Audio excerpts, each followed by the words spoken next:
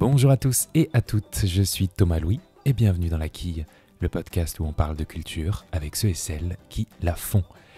Cette semaine, on poursuit notre exploration de la rentrée littéraire avec Térébenthine, le nouveau roman de Carole Fives, publié aux éditions Gallimard.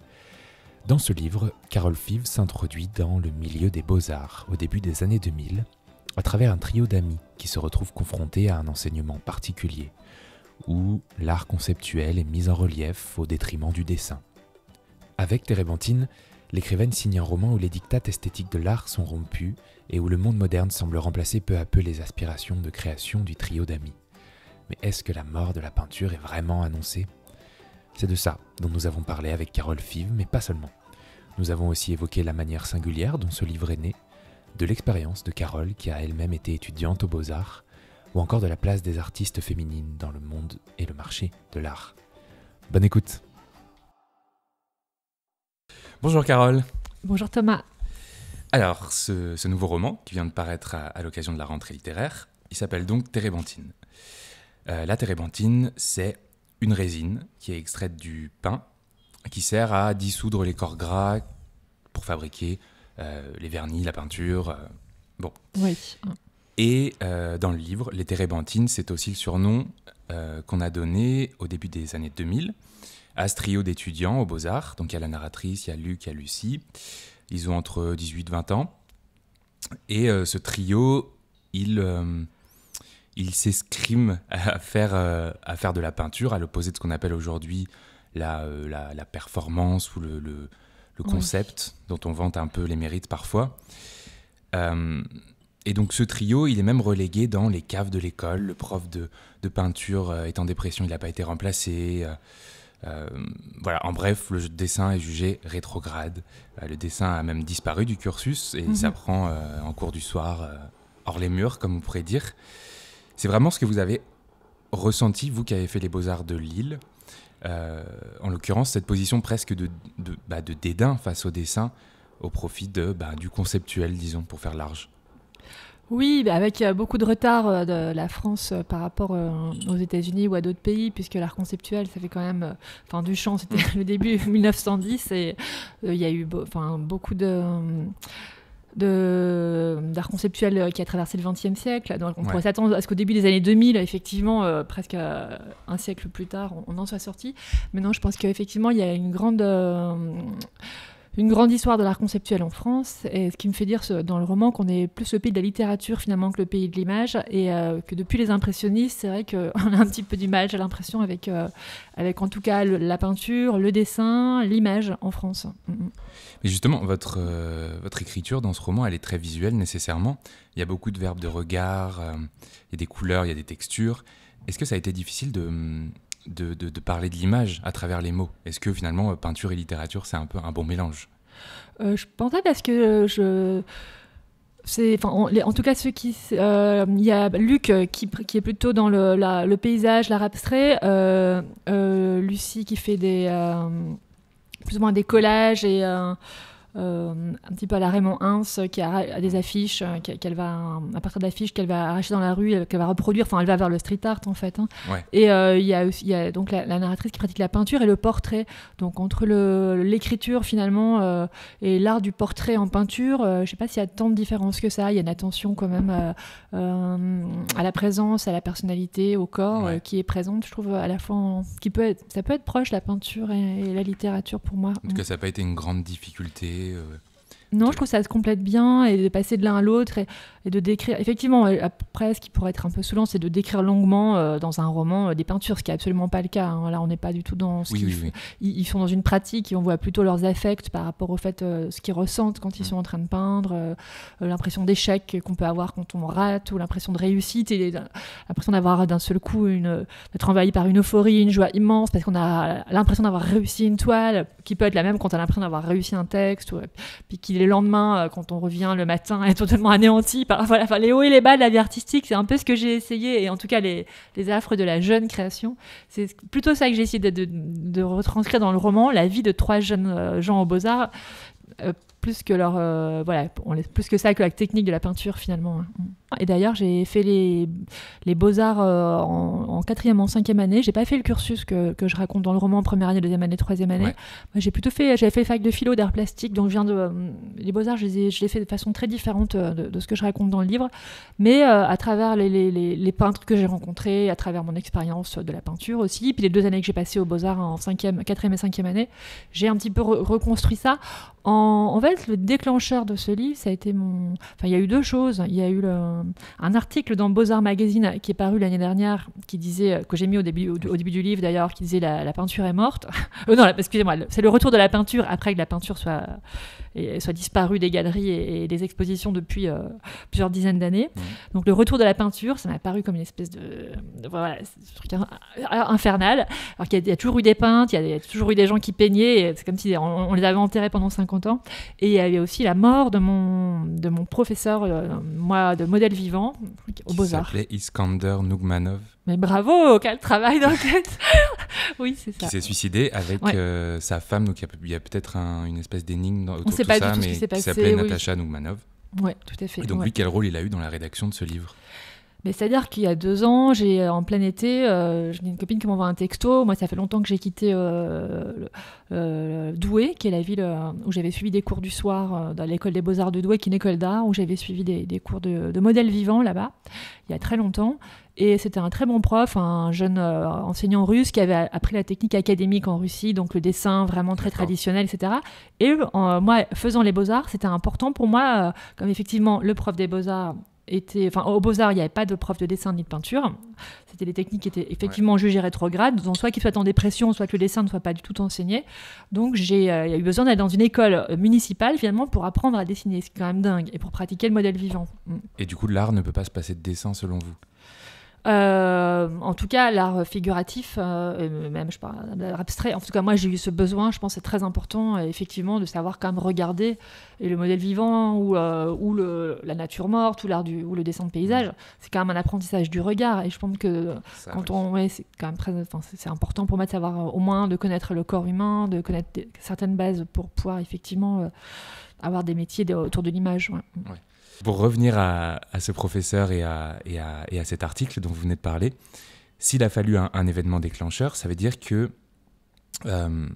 les sujets dans votre cas s'imposent d'eux-mêmes et c'est pas lié à une réflexion, disons, profonde en amont de votre écriture. Parce que je sais que vous étiez en train d'écrire un autre livre quand celui-ci, par exemple, s'est imposé, typiquement. Oui, tout à fait. C'est-à-dire que j'ai l'impression qu'on porte tous des histoires en soi, des histoires de famille, des histoires d'amitié, des histoires de couple, des histoires des beaux-arts, de formation, d'apprentissage. C'est surtout un livre d'apprentissage pour moi et qu'est-ce qu'on fait dans la vie, quels sont nos choix, et quand on fait les beaux-arts, est-ce qu'on va vraiment être artiste ? Bon, c'est aussi un livre là-dessus. Quand on est jeune, est-ce qu'on s'engage dans la bonne voie ou pas ? Oui, c'est une véritable occasion. C'est ça, il y a vraiment ça qui traverse le livre, et c'est un livre qui est venu, que je portais en moi depuis longtemps, puisque ayant fait les Beaux-Arts, ayant été peintre pendant une dizaine d'années, avant que j'écrive un roman sans vraiment que ce soit très... j'ai écrit en constatant que j'écrivais, mais sans vraiment vouloir... j'avais pas un désir d'être romancière, je voulais être peintre, moi. Et ayant vécu tout ça, j'avais déjà écrit un livre jeunesse à l'école des loisirs qui s'appelait Modèle vivant, et qui parlait de toute autre chose, mais c'était des étudiants en beaux-arts aussi, mais c'était pas vraiment le sujet du livre, c'était juste, on va dire, le décor. Et là, j'avais envie d'y revenir. Effectivement, la mort de ce professeur, moi, tout de suite, j'ai fait une énorme projection quand il s'est pendu. Déjà, ça m'a rappelé vraiment le livre de Zola qui s'appelle L'œuvre, où c'est un peintre qui se pend devant sa toile. C'est pour ça que j'ai mis quelques phrases de ce roman de Zola, où Zola parle de Cézanne et de l'entourage de Cézanne, fin du XVIIIe siècle, qui vraiment raconte la vie d'un peintre qui finit par se pendre devant sa toile de la même façon. Donc de la mort de cet enseignant, j'ai l'impression de voir Claude, qui est le personnage de Zola dans l'œuvre, qui finit par se pendre devant sa toile par impuissance, parce qu'il n'arrive pas, impuissance créatrice, il n'arrive pas à faire l'œuvre dont il a l'idée, qui l'envahit, voilà, qu'il a en tête, il n'arrive jamais à la retranscrire. Donc il cherche un idéal et cette impuissance va le mener à la mort. Et là, j'ai fait une énorme projection sur mon enseignant en me disant mais pourquoi s'est-il suicidé ? Et pour moi, il était dans des questions de peinture. Il s'est suicidé pour ça, parce qu'il ne vivait pas de son art comme il voulait, etc. Okay. J'ai vraiment vu ça. Et en fait, en enquêtant un petit peu, il y a sa femme qui était à côté. L'enquête a été rapidement close parce qu'ils n'avaient pas de descendance, pas d'enfants, pas de famille en France. On ne sait pas si c'est un féminicide, si c'est voilà. Dire, alors, du coup, ça m'a moins intéressée finalement de savoir pourquoi il avait fait ça finalement. Mais comme c'est quelqu'un qui m'avait vraiment marqué dans ma formation, qui était un excellent peintre, un excellent dessinateur, ça a été les déclencheurs du roman quand même. Et j'ai projeté dans sa mort ce que j'avais moi à y mettre. Oui, bien sûr. Un travail de romancière. Voilà, c'est ça. C'est là que le roman a commencé en fait. Ouais. Et vous le disiez, ce livre, c'est un peu un livre d'apprentissage et il devait s'appeler « Je serai peintre ». Vous avez passé toute l'écriture du livre avec ce titre en tête et puis il a changé, comme tout le monde peut le constater. Comment ça s'est passé ce choix ? Pourquoi Térébenthine ? Qu'est-ce qui a changé ? Est-ce que c'est tout simplement votre éditeur ou Non, pas du tout. Chose ? Non, mon éditeur était content du titre. Je serai peintre et c'était un titre de travail que je trouvais très bien. Mais c'est vrai que c'est comme tous les titres de travail, quand on a bossé très longtemps, plusieurs mois, plusieurs années dessus, on ne peut plus le voir en peinture, c'est le cas de le dire. Je serai peintre, je n'en pouvais plus de voir ce fichier qui s'ouvrait tous les jours. Et à la fin, j'ai eu envie de fraîcheur, de nouveauté. Et Térébenthine s'est imposé puisque c'est le nom. Voilà. Et j'aurais pu très bien utiliser White Spirit, mais c'était déjà utilisé par un autre diluant de la peinture. Oui, de la peinture à l'huile, la White Spirit. Non, par qui c'est utilisé ? Alors c'est par les peintres aussi, pareil aux Beaux-Arts on utilise ou du White Spirit ou du Térébenthine. Non, le titre du livre, c'est Paul Constant, qui est dans le jury du Goncourt d'ailleurs, qui est Goncourt, je ne sais plus quelle année, et qui a eu le Goncourt avec un roman qui s'appelait White Spirit, mais qui ne parle pas du tout de peinture, mais du coup c'était déjà pris. Et Térébenthine, je trouvais ça, c'est aussi un petit clin d'œil à Sérotonine de Houellebecq, je trouvais que c'était un titre assez contemporain, voilà. Et puis ça, y a une odeur qui reste dans voilà, Térébenthine, donc pourquoi pas ce livre finalement. Voilà, tout à fait. Dans ce livre, il y a le trio dont on parlait tout à l'heure, qui incarne cette histoire. Il y a Luc qui est le plus incarné, disons, des trois, qui fait lui-même ses châssis, voilà. Il y a Lucie qui pratique cette espèce de détournement d'image. Et il y a la narratrice qui est plus tournée vers le portrait. Et la spécificité de la narration, c'est que ce livre est raconté à la deuxième personne. Vous employez donc le tu. Est-ce que vous pouvez expliquer ce dispositif ? Est-ce qu'il y a une vraie démarche derrière, je suppose ? Oui, c'est un tu qui s'adresse à la fois au lecteur que j'essaie d'impliquer dans cette histoire de première année, deuxième année, troisième année de Beaux-Arts, donc ce parcours des Beaux-Arts, parce que je me dis qu'il y a quand même peut-être, je sais pas, j'avais cette idée qu'il y avait beaucoup de gens qui voulaient découvrir la vie des étudiants aux Beaux-Arts de l'intérieur, et je voulais, voilà, donc c'est vraiment une façon d'impliquer le lecteur, et c'est aussi un tu qui s'adresse forcément, qui devient parfois un nous d'ailleurs, ou un on, qui s'ouvre un petit peu, voilà, qui s'adresse vraiment à cette étudiante aux Beaux-Arts, la narratrice, à l'étudiante que j'ai été aussi, mais voilà, qui est pas exactement celle que je décris. C'est vrai que souvent on essaye, quand on écrit différents pronoms comme ça, à voir ce qui va vraiment fonctionner. Et je l'avais commencé en tu, moins que pour d'autres romans. Il y a des romans où vraiment le problème de la personne était hyper long, c'est trouver le dispositif, la bonne entrée avec le pronom, c'est très, très compliqué, où j'avais complètement, par exemple, pour tenir jusqu'à l'aube, j'ai changé plusieurs fois en je, en tu, en elle, c'était très, très compliqué. Peut-être aussi le temps, je sais pas. Voilà, c'est ça. Et et là, le tu, c'est vrai que c'est quelque chose qui se fait pas mal aujourd'hui, donc je me disais, zut, c'est peut-être un effet de mode, etc. Mais ça fonctionnait quand même assez bien, finalement, avec ce personnage. C'est ce qui fonctionnait le mieux, voilà, c'est ça. Ouais. Alors, page 33, exactement. Vous posez cette question. Comment créer à l'ère du soupçon ? Est-ce que déjà vous savez répondre à cette question ? Et qu'est-ce que c'est que l'ère du soupçon exactement qui est un peu distillé dans tout ce livre en fait ? Oui, là, c'est un parallèle que je fais parce que plus je parle de peinture et plus je parle finalement d'écriture ou de littérature. À la fin, d'ailleurs, la narratrice devient écrivain. Parce que l'ère du soupçon, pour moi, c'est d'abord Nathalie Sarraute, bien sûr.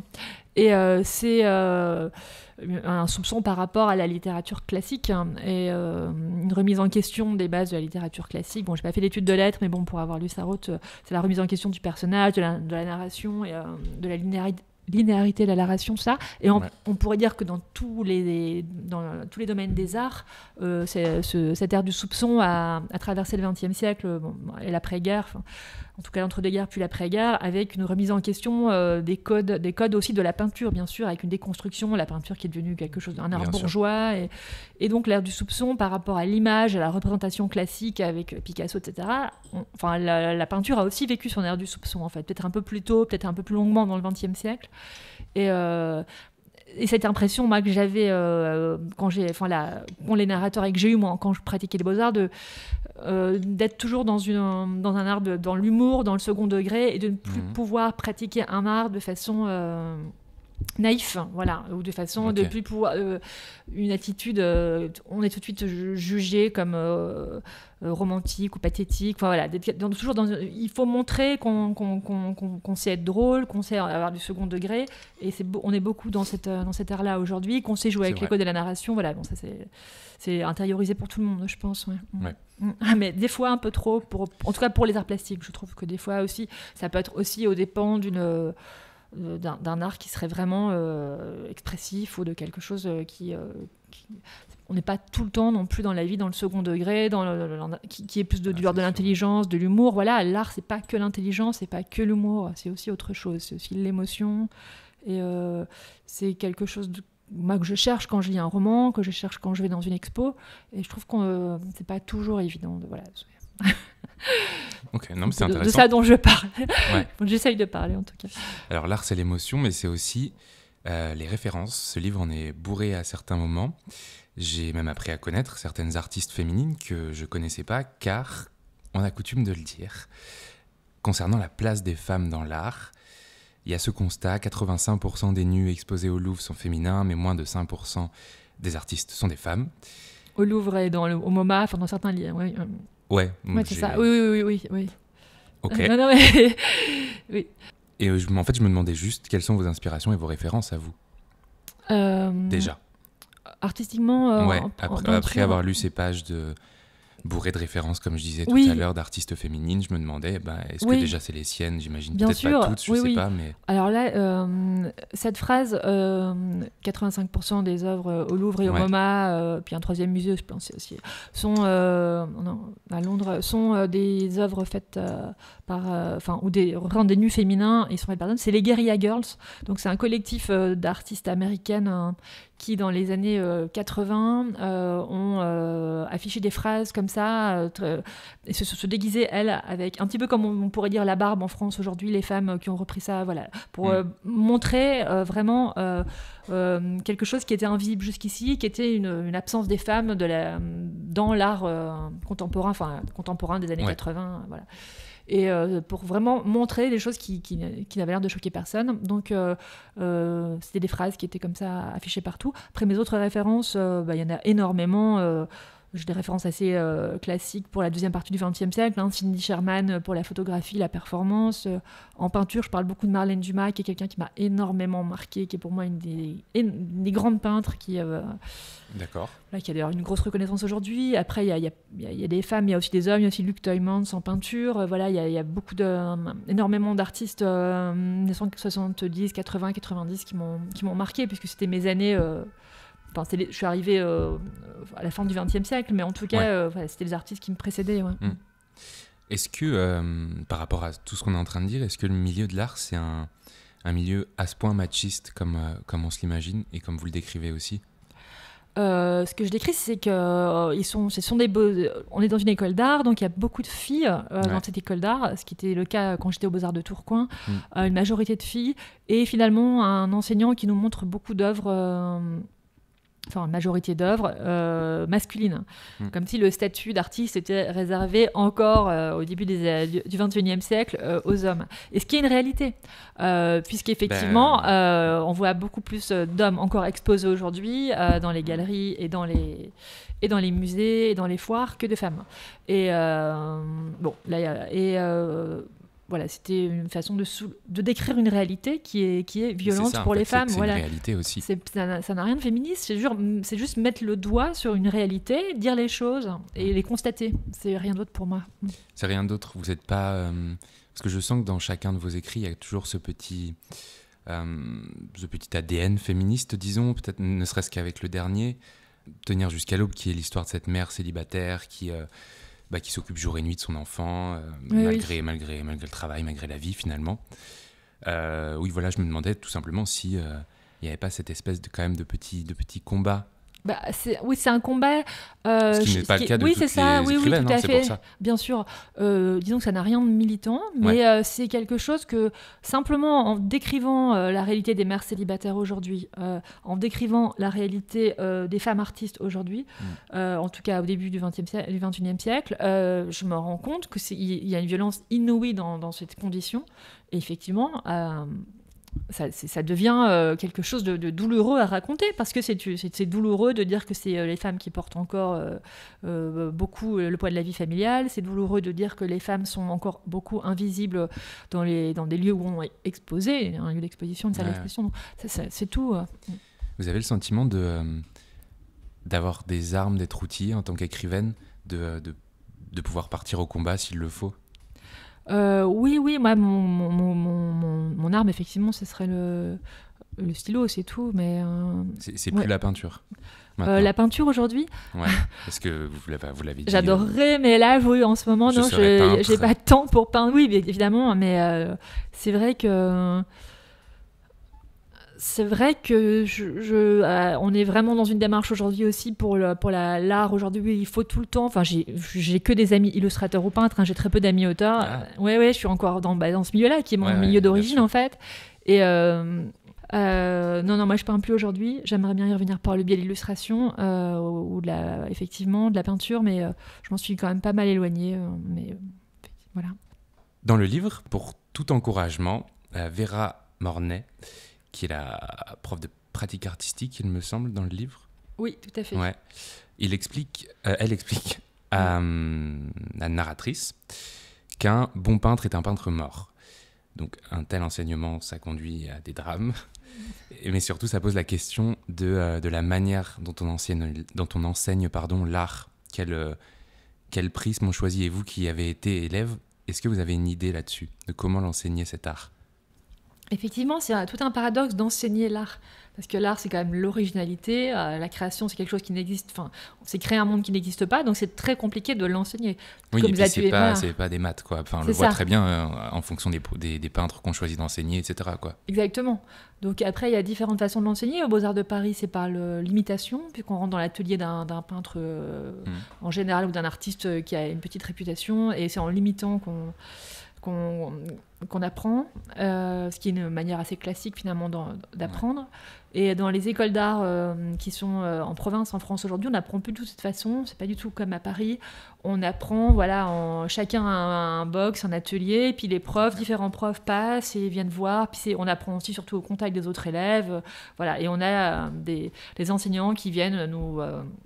critiquer. Et il y a aussi une demande très forte qui est faite de la part des enseignants aujourd'hui, qui est une demande aussi du marché de l'art, de savoir justifier son travail. Donc ça, j'en parle un peu dans le livre, d'avoir vraiment une démarche théorique approfondie par rapport à son travail.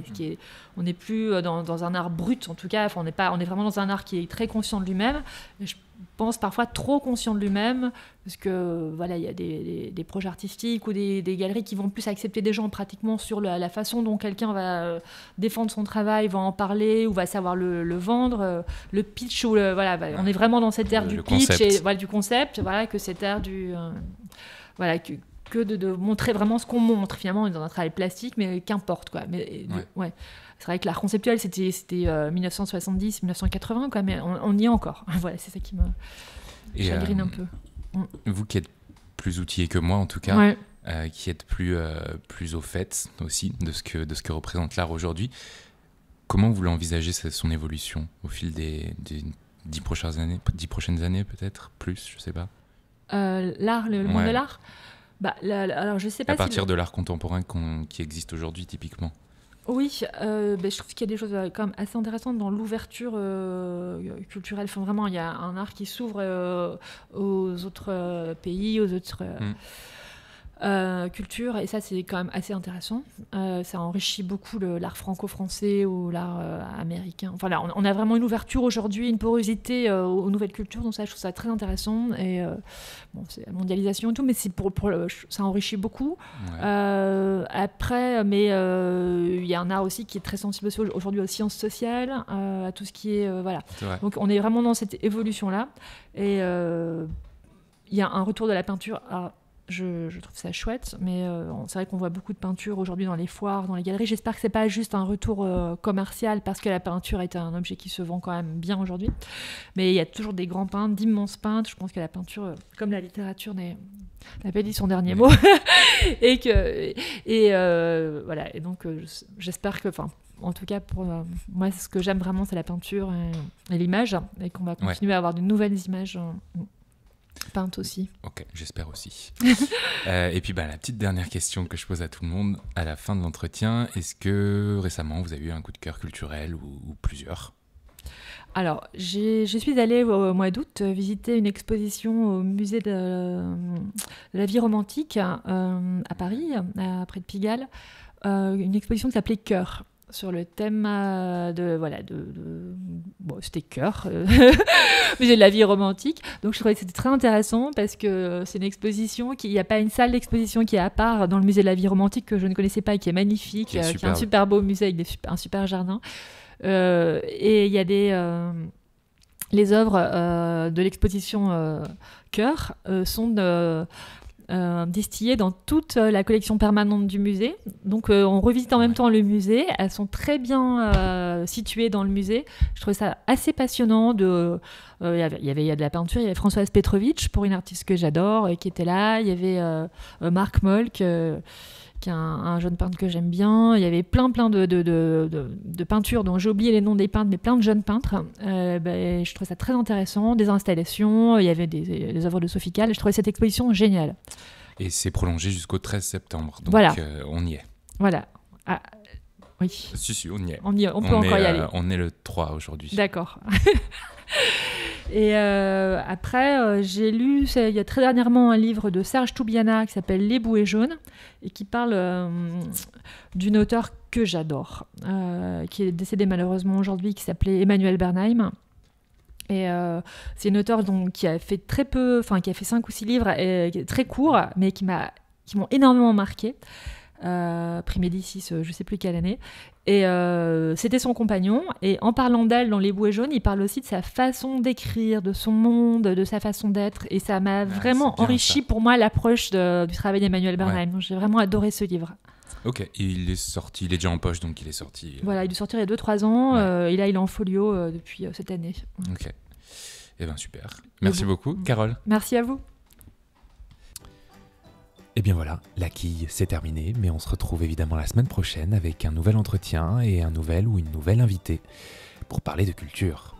En attendant, n'hésitez pas à suivre la quille sur les réseaux sociaux et à vous abonner au podcast, évidemment. Merci beaucoup pour votre écoute et à la semaine prochaine.